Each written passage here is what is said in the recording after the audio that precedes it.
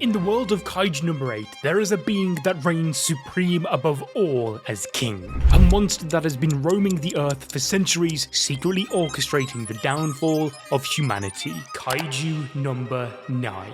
This beast was introduced as one of the most dangerous Daikaiju in existence, but that was a severe understatement. Kaiju number 9's main goal is to take back the Kaiju power from the Defense Force, since they turned the corpses of the strongest Kaiju in history into numbered weapons to catapult their own power further. But why does Kaiju number 9 want these powers back? Is it to save his former comrades and bring them all back together? Yeah, no. He wants to take the power for himself and become even stronger, resulting in this. Nani?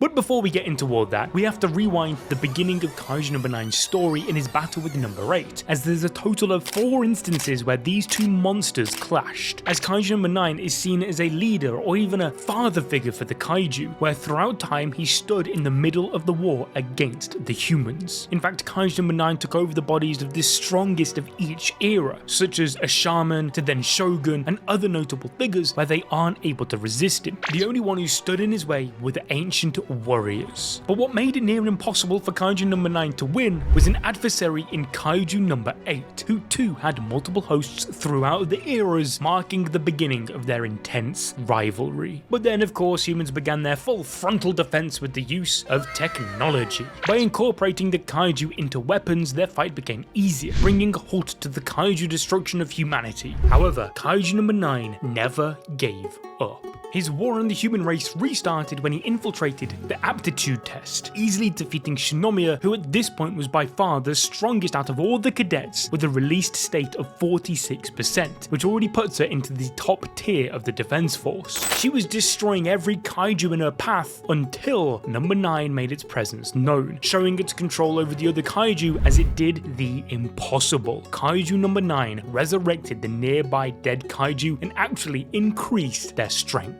bringing us onto one of Kaiju number 9's most terrifying powers, its dominion over other Kaiju. What the f does that mean, Kobe Bryant? Well, Kaiju number 9 is actually the true king of these monsters. It's shown to be capable of creating and controlling Kaiju, and not just weak Honju or Yoju, but even Daikaiju level threats. As you'll soon realize, he can control most Kaiju to do whatever he wants, whether that's acting like a shield against incoming attacks or ordering them into battle. Thus, it should come as no surprise that Kaiju number 9 is the most intelligent Kaiju there is, becoming the puppet master of the Kaiju war, continuously outmaneuvering the defense force. And so it's no surprise that after leaving Shinomiya to battle the resurrected Honju in the aptitude test, number 9 began settling into human life, taking the shape of a young man and joining the place Kafka used to work at, Monster Sweeper Incorporated, preparing for his next attack months later, bringing us to the Sagamihara outbreak, where Kaiju number 9 set loose a bunch of Yoju and Hoju. However, whilst the likes of Ashiro and Mina had no trouble facing against these, a mysterious man showed up inspecting the corpses. This was, of course, number 9. He began to realize that Kafka was making life difficult for him, as the reproductive organs placed within the Kaiju by 9 had been purposefully destroyed thanks to Kafka's deep understanding of the Kaiju body. His plan was to use the Kaiju's reproductive organs to allow them to split up and overwhelm the defense force by taking them by surprise. Now, perhaps you're asking yourself, why didn't he just revive them like he did in the aptitude chest? What is he, stupid? Well, this is one of the few weaknesses of Kaiju number 9's insane power. Reviving the dead drains him out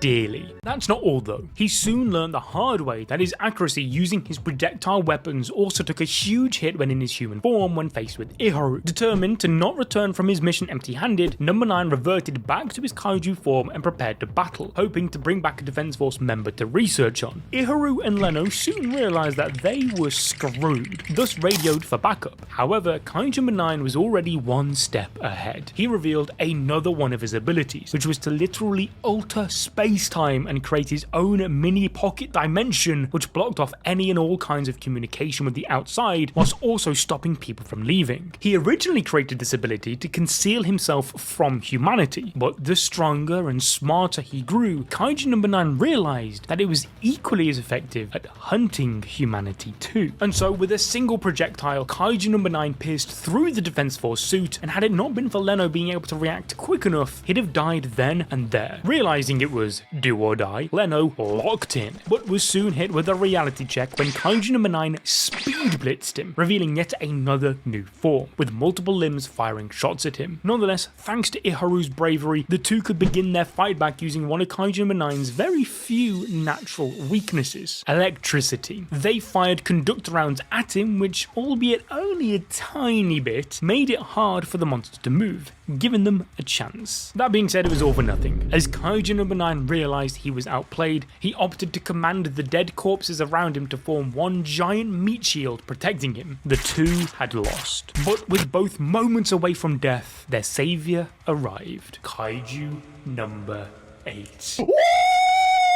With one swift punch, number 9's head was slapped clean off. This wasn't a case of Kaiju number 9 being equally matched. No. Kafka completely destroyed him with barely any effort, and if not for interruptions from the defense force, the series would have ended right there. Kaiju number 8, having the highest fortitude level in history of 9.8, was so much stronger than 9 imagined that it actually decided to lay low and rethink its life for a bit. After all, Kaiju number 8 was pretty much the only obstacle in his way.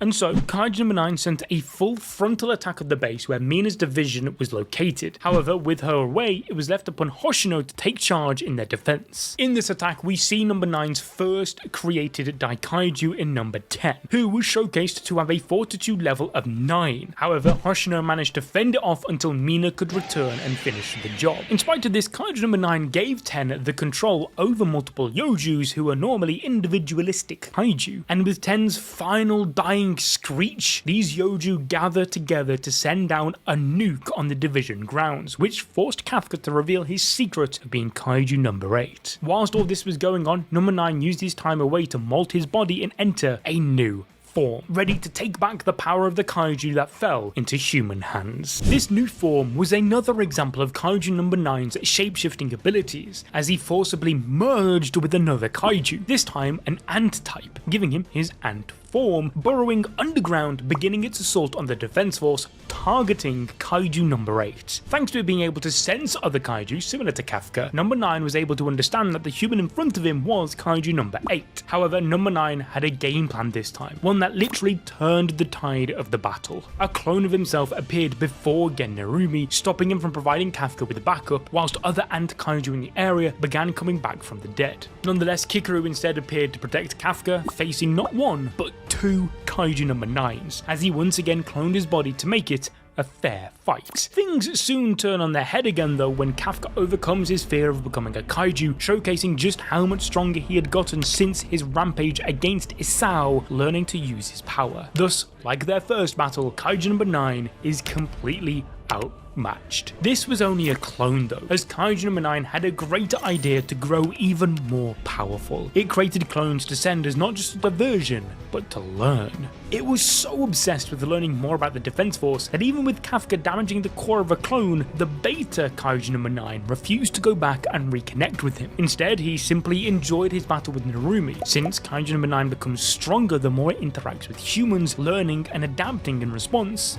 like a virus. It's a complete unknown even for kaiju standards, proving that this thing truly is built different. Nonetheless, even though it failed to kill Kafka and Narumi, Kaiju number 9 got the last laugh, as the true plan behind his attack was to absorb Isao Shinomiya and take the power of Kaiju number 2 for himself. But of course, the old man wasn't going to go down without a fight. He was the strongest soldier for a reason after all.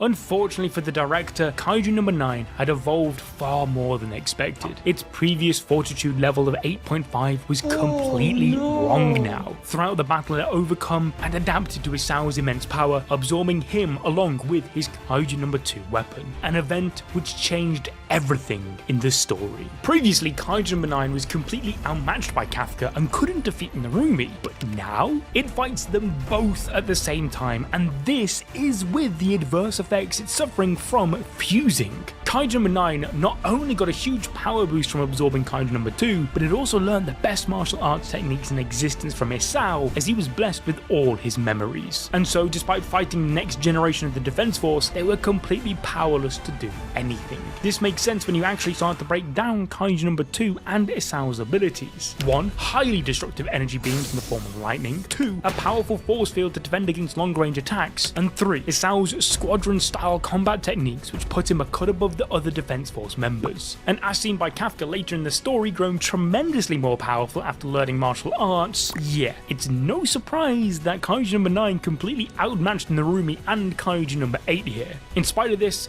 he had to do a runner due to the fusion's after effects, so it released one humongous attack and flew off. Yep, number 9 can fly now. Oh, they fly now! They fly now?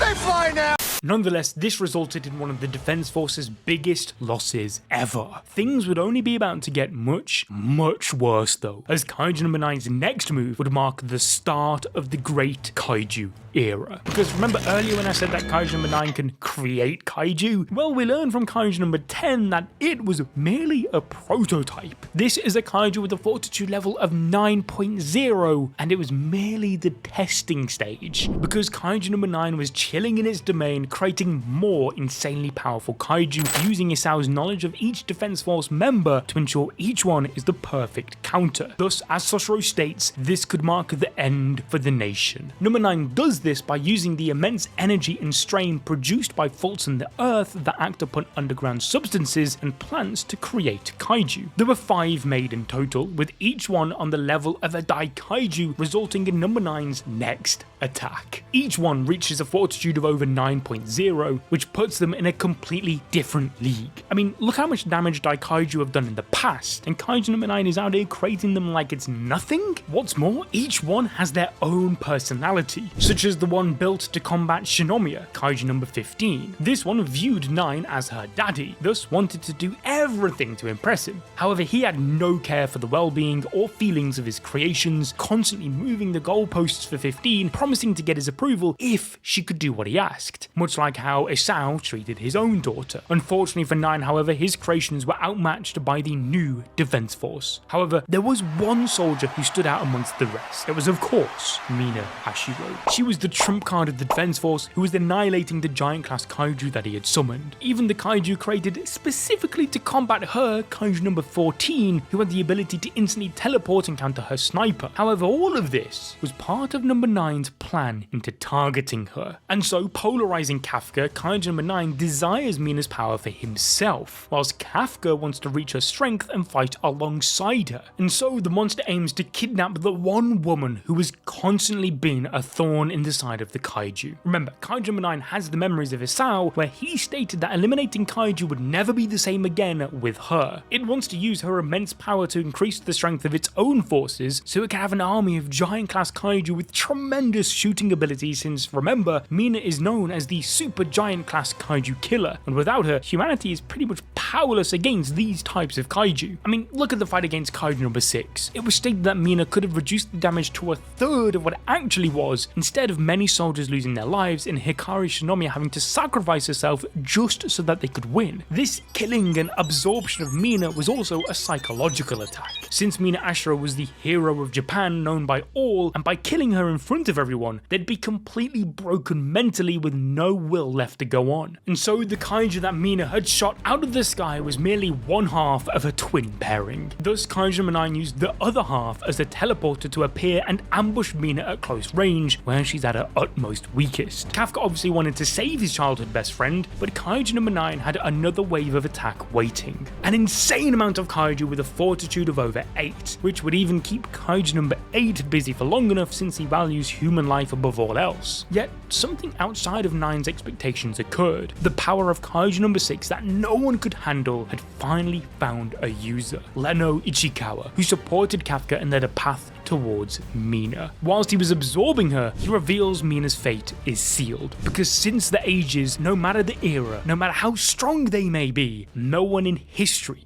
has ever managed to escape his takeover. Which makes sense, as this chess move of taking over the strongest oppositions was done before with the previous era leaders, along with there being hundreds of other kaiju inside this monster, showing that he may very well be the progenitor of all kaiju, leaving Mina totally helpless in opposing it, just like Isao. This truly made kaiju number 9 unstoppable until Kafka arrived. It was third time the charm for these two, as they once again went head to head in a battle that put the infrastructure of the entire city at risk with each clash of their fist. However, the fight is a complete reversal of their other battles, where Kafka was relying on brute strength against 9's superior techniques, as kaiju number 9 proved that he now had greater brute strength than the strongest kaiju in history, inferring that his new fortitude level to be much higher than 9.8.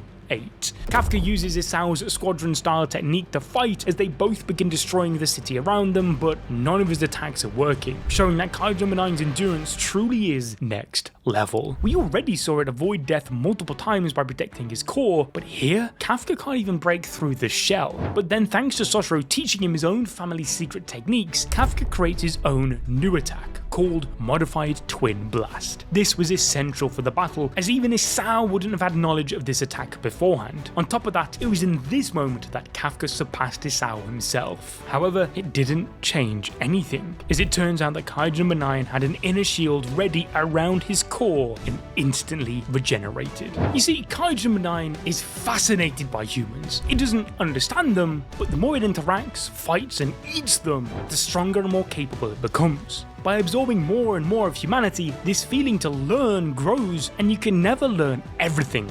And so this greed is insatiable. He asks himself questions like, what is love? What is jealousy? What is law? What is the human centipede? No, seriously. My disappointment is immeasurable, and my day is ruined. As Kaiju number 9 explains his dream of turning all of humanity into a seedbed for kaiju growth, Kafka goes into main protagonist mode and tells him that ain't gonna happen. But that is when the good guy music cuts, as Kaiju number 9 enters his newest transformation. A transformation so powerful that it literally brings Kaiju number 2's aura to the surface, and no surprise considering his head is there too. Kaiju number 9 is so overpowered now that Kafka states it feels like he's fighting Isao himself. Not just that, but it also feels like he's competing against Kaiju number 2 and 9 at the same time. What's even worse is that Kafka's unique Hoshina fighting style is proving to not actually be worth much, as Kaiju number 9 is instantly adapting and learning each move once Kafka uses it. Thus, he's utterly helpless against what is now the strongest kaiju to ever live, as he's mere moments away from dying. However, in a reverse of their first meeting, this time Kafka's core is saved at the final moment, as Mina lock and loads her gun, ready to finally fight side by side with their ultimate childhood friend.